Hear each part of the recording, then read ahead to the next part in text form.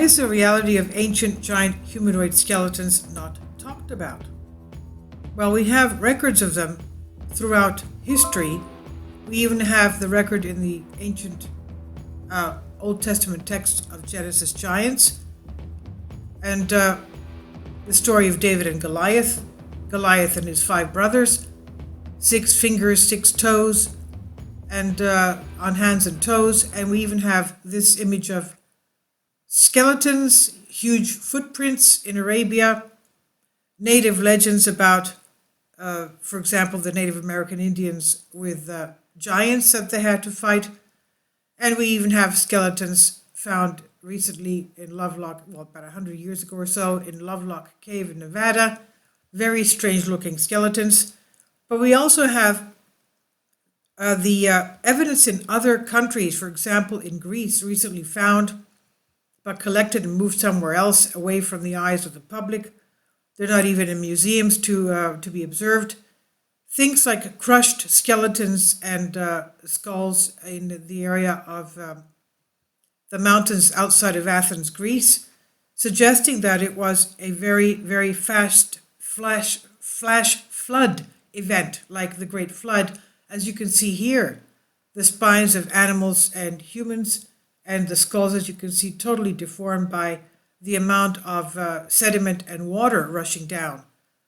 You can understand the force of nature causing such a destruction to the skeleton. Now, what is the reality of these giant human skeletons, and why is it not talked about? Well, it is talked about in certain ancient texts.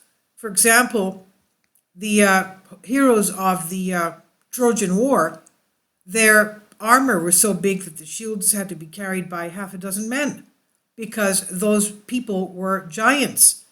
Again, in the Old Testament, we're told that the Philistines were giants from Crete. So we do have records of ancient giants.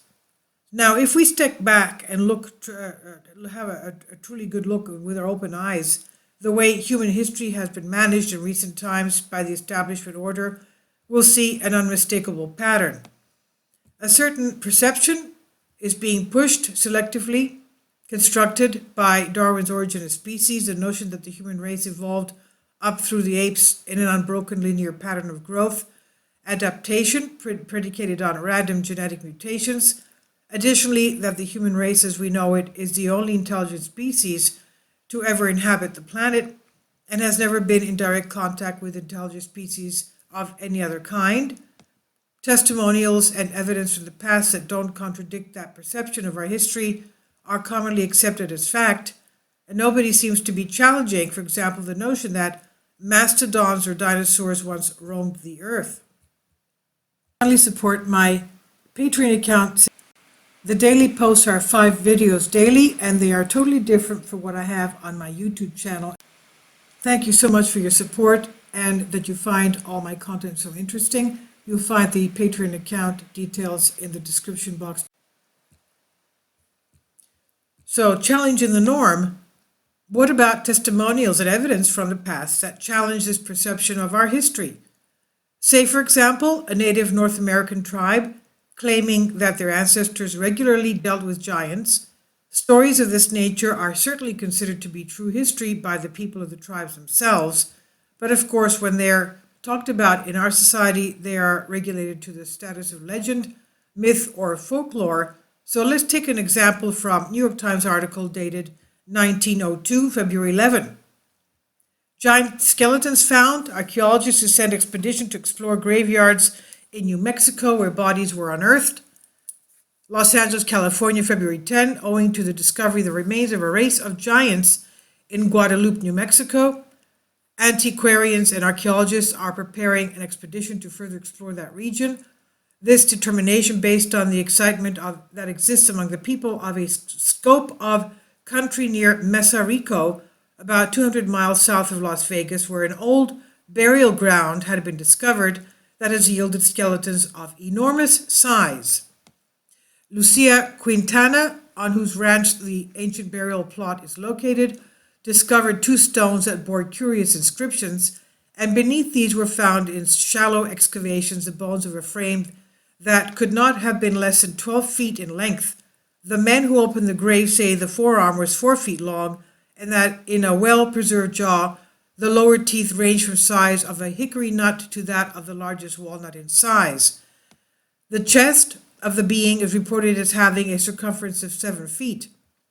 Quintana, who has uncovered many other burial places, expresses the opinion that perhaps thousands of skeletons of a race of giants long extinct will be found. This supposition is based on the traditions handed down from the early Spanish invasion that have detailed knowledge of the existence of a race of giants that inhabited the plains of what now is eastern New Mexico. Indian legends and carvings also in the same section indicate the existence of such a race. That was the article. So this mainstream newspaper article speaks of the discovery of giant skeletons that could not have been less than 12 feet in height, with aplomb. At that time it seems such events were not met with the rabid skepticism that they are today. It's only after the authorities swoops in to take possession of and then hide or destroy physical evidence, such as the giant bones discovered above in the narrative of skepticism and discreditation of native legends takes place. And again, the same thing was done with these bones here, found in Pikermi of Athens, Greece, totally mashed, as you can see. And their theory was that it was because of the Great Flood. Now, it says here, I would like to draw your attention to the fact that landowner Luciana Quintana expects to be able to find thousands of skeletons based on the historical information passed down from native tribes during early Spanish invasions that have detailed knowledge of the existence of the race of giants that inhabited the plains of what is now eastern New Mexico. The tone again reinforces that this information was accepted as history and not legend. Such histories are not the isolated imaginations of one Native American group either. The article alone details similar testimony from the Choctaw Indians, the Comanches, the Navajo, the Manta, the Paiutes. The point is that the tribes whose histories bring them back to the time when these giants were to have existed all give remarkably consistent testimony not only of their existence, but also of their appearance, their customs, and even their behaviors. Why we are not open to view these claims as historical fact the way we do with the more uncontroversial data about the past we are provided with? Well, for one reason, the well-established discomfort of cognitive dissonance, a temporary mental anguish that comes from having the perception of reality we were born into threatened in our minds, and our authority uses the phenomenon to deepen the programming of collective perception, ridicule, shame, and other thoroughly unresearched social and cultural mind control techniques. Now, what did Lincoln observe, and what did he say? Abraham Lincoln, the President of the United States. Before Darwin's work on the origin of species was slowly co-opted and transformed into a random, godless universe in the early 20th century, it's quite possible that people openly accepted the possibility that giants existed in North America at some time in our past, and they weren't only found in North America, they were found all over the world. And recently in Saudi Arabia, when they were looking for oil, they found giant skeletons. Anyway, going back to this article, certainly this reflection on Niagara Falls by Abraham Lincoln in 1848 reveals an open-eyed, serene knowledge of the presence of giants in an earlier time. It calls up the indefinite past. When Columbus first sought this continent, when Christ suffered on the cross, when Moses led Israel through the Red Sea, nay, even when Adam first came from the hand of his maker, then as now, Niagara was roaring here. The eyes of that species of extinct giants, whose bones fill the mounds of America, have gazed on Niagara as ours do now, Lincoln said. Contemporary with the whole race of men, and older than the first man, Niagara is strong and fresh today as 10,000 years ago. The mammoth and mastodon, now so long dead, that fragments of their monstrous bones alone testify that they ever lived, have gazed on Niagara. Likely Lincoln was familiar with the histories of many of the native tribes of his time.